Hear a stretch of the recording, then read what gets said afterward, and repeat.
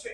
સમાચારમાં વાત કરીએ તો વડોદરાના યશ કોમ્પ્લેક્સથી ગોત્રી જવાના રોડ પર મોડી રાત્રિ દરમિયાન અકસ્માત સર્જાયો હોવાની ઘટના સામે આવી। મળતી માહિતી અનુસાર રાત્રિના 1 વાગ્યાના સુમારે સ્વિફ્ટ સિયાઝ અને ઓટો રિક્ષા વચ્ચે અકસ્માતની જે ઘટના છે તે બનવા પામી। યશ કોમ્પ્લેક્સથી ગોત્રી હોસ્પિટલ જવાના રોડ પર અકસ્માત સર્જાયો હતો, ત્યારે બનાવના પગલે લોકટોળા એકત્રિત થયા હતા। સ્થાનિકો દ્વારા મળતી માહિતી મુજબ રોડની સાઈડમાં ઉભેલી કાર સાથે પાછળથી પૂર ઝડપે આવતી ઓટો રિક્ષા ધડાકાભેર અથડાઈ હતી।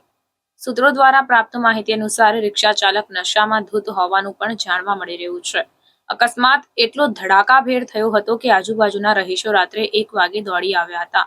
રિક્ષા ચાલક પૂર ઝડપે હોવાથી સ્ટીયરિંગ પરનો કાબુ ગુમાવી દેતા રોડની સાઈડમાં પાર્ક કરેલી ગાડીમાં પાછળથી અથડાઈ હતી, જેને લઈને ઓટો રિક્ષા ચાલક રિક્ષામાં ફસાઈ ગયો હતો, જેને ફાયર બ્રિગેડને બોલાવી બહાર કાઢવાની ફરજ પડી હતી। રિક્ષા ચાલકને ઓછી વધતી ઈજાઓ થતા ગોત્રી હોસ્પિટલ સારવાર અર્થે ખસેડવામાં આવ્યો। બનાવની જાણ ગોત્રી પોલીસ સ્ટેશનની ટીમને થતા પોલીસ પણ ઘટના સ્થળે આવી અને યોગ્ય કાર્યવાહી હાથ ધરી હતી। મારું નામ ધૈર્ય પરમાર છે।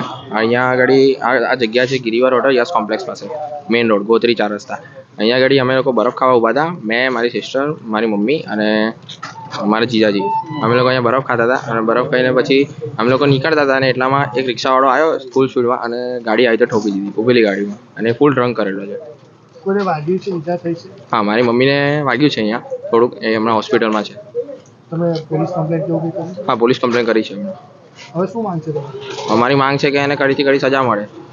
અને અહીંયા જે સૂત્રો છે એમના દ્વારા માહિતી મળી રહી છે કે રિક્ષા ચાલક કઈ નશામાં હતો એવું કંઈ? હા, રિક્ષા ચાલક નશામાં હતો, ફૂલ ડ્રિંક કરેલો છે। શું નામ છે તમારું? રિક્ષાવાળાનું નામ મારું ધૈર્ય પરમાર।